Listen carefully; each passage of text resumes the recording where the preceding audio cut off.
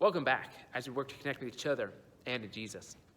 One of the passages in Scripture that helps keep me grounded, particularly in times of uncertainty or difficulty, is that of Ecclesiastes chapter 1, verse 9, where it says, "There is nothing new under the sun."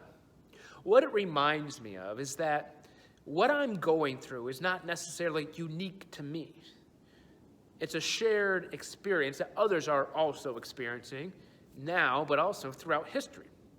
Right behind me, you'll see there's caution tape in one of our pews, and that reminds us really that during this pandemic, we have to socially distance. We have to do all these things for what boils down to disease prevention. And disease prevention is not new. It's something that has been a concern for people throughout history. And in the Old Testament, there are specific laws and regulations. One example is that of skin conditions.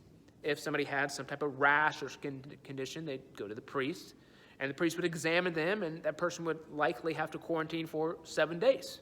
After 7 days, they would go back to the priest to be re-examined.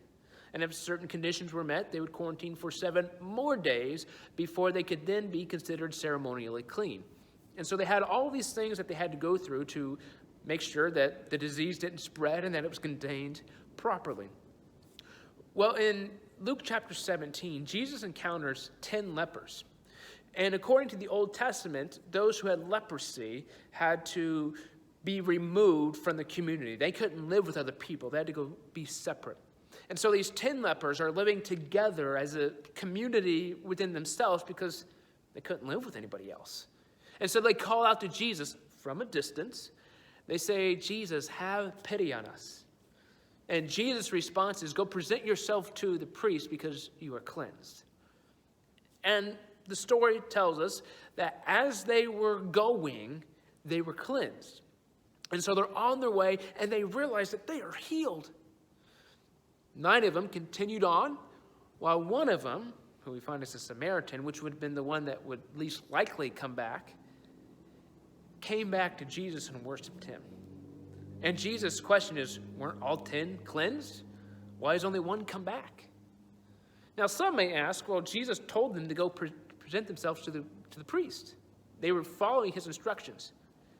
But the heart of the matter is, the 9 that went to the priest, that continued that way, they put more stock and hope and emphasis in fulfilling a religious ritual than they did in worshiping Jesus. They wanted Jesus for the benefits that he would bring to them, but they didn't want to give Jesus their heart. And I think that's the core difference. We can focus on all these other things, but it's a matter about coming to Jesus. So wherever you are, whatever you're doing, whatever's in front of you, remember there's nothing new under the sun. And the core truth remains that our biggest and most pressing priority is to return to Jesus. Stay connected to each other and to Jesus.